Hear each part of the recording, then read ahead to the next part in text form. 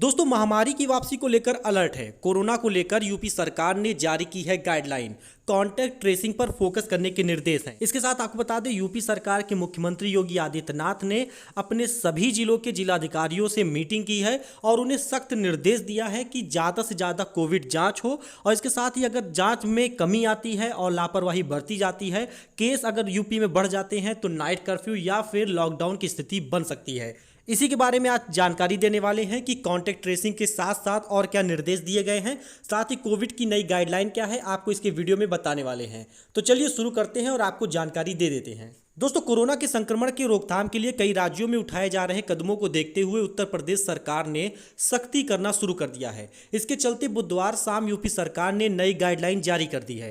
प्रदेश सरकार के मुख्य सचिव ने राज्य के सभी जिलाधिकारियों, मंडलायुक्तों और मुख्य चिकित्सा अधिकारियों को निर्देश देते हुए कहा कि कोरोना महामारी से अधिक प्रभावित होने वाले राज्यों से यूपी में प्रवेश करने वाले यात्रियों की रेलवे पर और एयरपोर्ट पर टेस्टिंग की व्यवस्था की जाए। इसके साथ ही मुख्य सचिव ने आदेश ये भी किया है कि सभी जिलों के जिलाधिकारियों, मंडलायुक्तों और स्वास्थ्य विभाग के निर्देश देते हुए कहा कि वो कोरोना संक्रमण से सर्वाधिक प्रभावित राज्यों से हवाई या फिर रेल यात्रा के माध्यम से यूपी में प्रवेश करने वाले सभी यात्रियों की रेलवे स्टेशन पर, एयरपोर्ट पर एंटीजन जांच की व्यवस्था कराई जाए।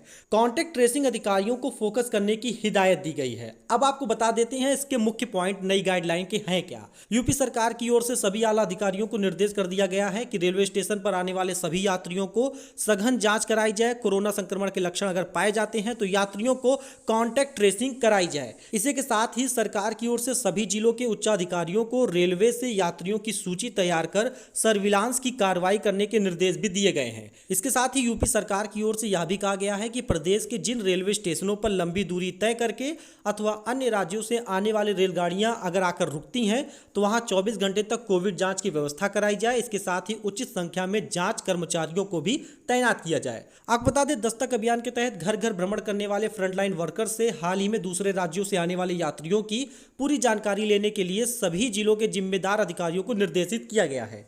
गाइडलाइन में यह भी कहा गया है कि संक्रमण के रोकथाम के लिए नगरों में, मोहल्लों में निगरानी समिति व ग्रामीण क्षेत्रों में ग्राम निगरानी समिति का गठन किया जाएगा और नियमित रूप से कोविड जांच कराई जाएगी। तो आपको बता दें, यूपी सरकार की जो कोविड की नई गाइडलाइन है उसका मुख्य स्रोत ये है कि ज़्यादा से ज़्यादा जाँच कराई जाए।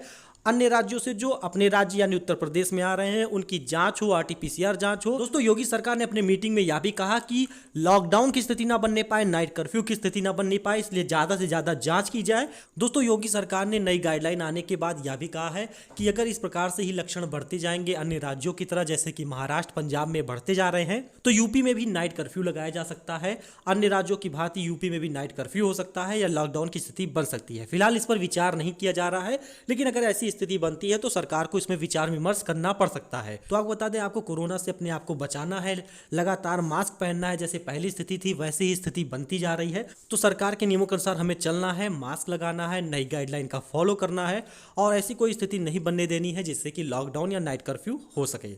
मिलते हैं अगले वीडियो में नई जानकारी के साथ। अगर आपको जानकारी पसंद आती है तो वीडियो को लाइक कीजिएगा, चैनल को सब्सक्राइब कीजिएगा।